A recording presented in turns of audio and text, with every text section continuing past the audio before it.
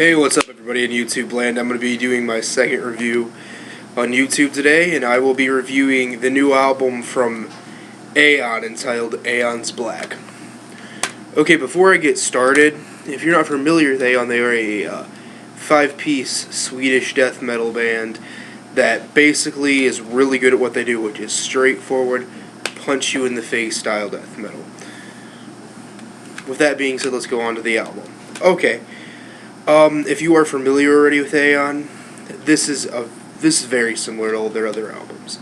They really don't bring anything different to the table on this one, but there is definitely a acceleration in their technical abilities. Not saying that this is going to be your new Origin or Necrophagist album. It is still very much your old Aeon. The guitar tone on this album is something that I found to be absolutely amazing. I don't really think that you could have a better guitar tone on a death metal album of this style. I thought the guitar tone was perfect. It was low-tuned, super heavily distorted, but it was clear. So sometimes it just sounds like a jumbled mess in some death metal albums. You're like, I really am not sure what's going on there. This, you definitely understood the riffs and the song structure. Another good element on this album was the drums.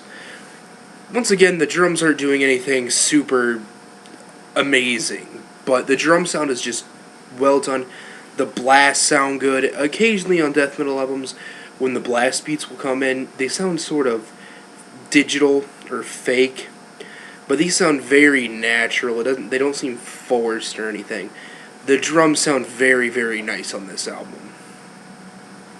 The bass is audible, but I wish it was louder, but I'm also a bass player, so I'm always going to be like, let's have the bass be a little bit louder.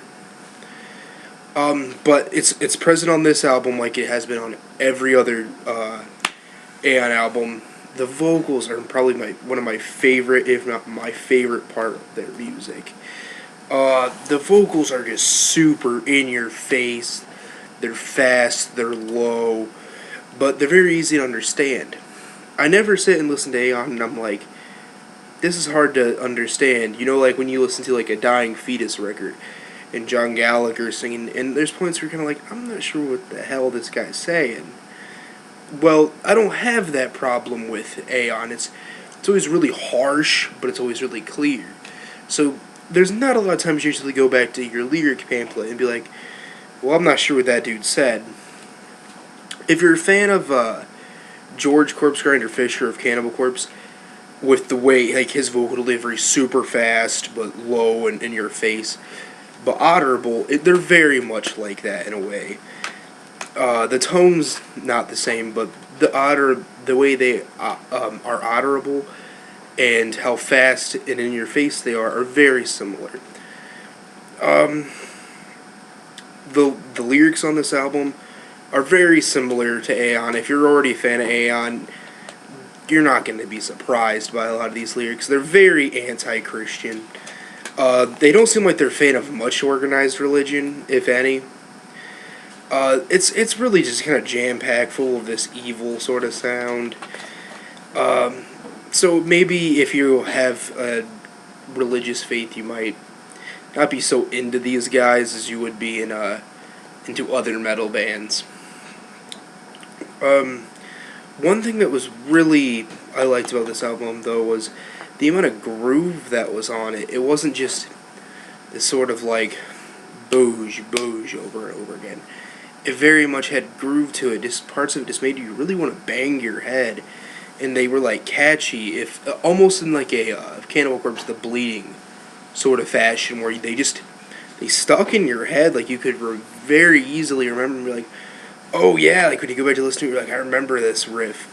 Some of those tracks, at least for me, were Still They Pray, The Glowing Hate, Garden of Sin, I Wish You Death. All those were really awesome songs that had a bunch of groove and were brutal, but so catchy, easy to remember, just great headbanging songs. There was a lyric video released for this album from the the title track, Aeon's Black. that song to me is probably the weakest track off the whole album. It's not a bad song by any means. Don't expect it to be this horrible song, but it's probably the most simplistic and the most repetitive. I feel like within a couple, like 2 listens, you know all the lyrics. And the choruses just last a little longer and take up too much of the song. But that's my personal opinion. I don't expect anybody else to share it.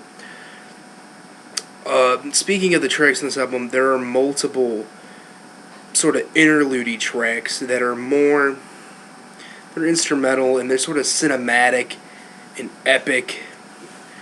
But to me, that's something I would prefer, like on an album like Dimey Borgir, Car Angren, Xanthocroid, something amongst those lines.